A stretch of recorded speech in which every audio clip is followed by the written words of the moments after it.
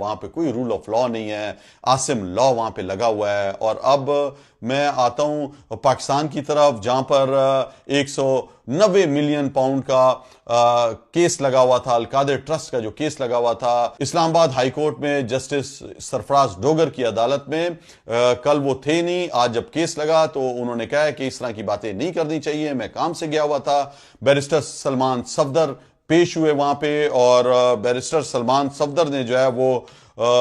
کہا کہ سب سے پہلے جو میں نے سزا معاف کرنے کی درخواست دی ہوئی ہے اس کو سنا جائے۔ انہوں نے کہا کہ آپ نے متفرق درخواست ایک اور بھی ڈالی ہوئی ہے، وہ انہوں نے کہا مجھے عمران خان سے ملنے کی اجازت دی جائے، اس کی درخواست تھی، جس پر جسٹس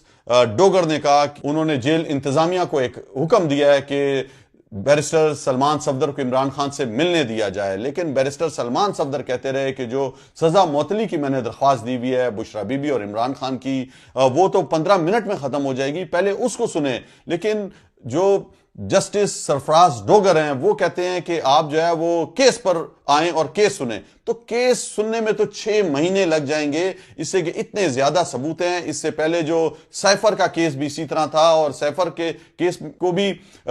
سننے کے بعد وہ بھی ختم ہو گیا تھا، اس میں بھی جان نہیں تھی۔ اب آپ کو پتہ ہے کہ 190 ملین پاؤنڈ جو ہے وہ سپریم کورٹ کے بینک اکاؤنٹ میں پڑے ہوئے تھے، نہ کہ عمران خان کے پاس تھے۔ اس پہ جو انٹرسٹ بھی لگا ہے وہ بھی اسی اکاؤنٹ میں گیا ہے، اور اس کے بعد وہ حکومت نے لے لیے ہیں۔ تو یہ دنیا کا واحد ایسا کیس ہے، اس لیے کہ پاکستان کی تاریخ میں پہلی دفعہ باہر سے کوئی پیسہ لوٹا ہوا آیا ہے، وہ بھی سپریم کورٹ کے بینک اکاؤنٹ میں گیا ہے، عمران خان کے پاس نہیں گیا ہے۔ اور وہاں پہ جو القادر یونیورسٹی بنی ہے اس میں بھی باقاعدہ ایکام نے کہا ہے کہ اس کے اندر کوئی کرپشن نہیں ہوئی ہوئی، یہ ایک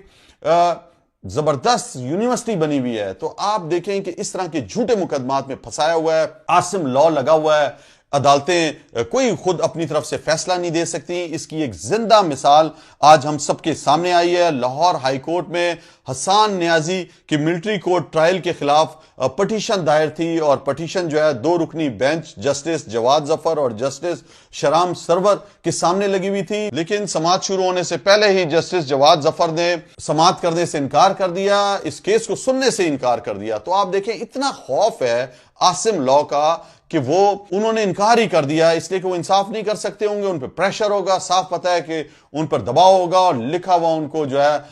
حکم نامہ آ گیا ہوگا، جس کی وجہ سے جسٹس جواد ظفر نے کیس سننے سے ہی انکار کر دیا ہے۔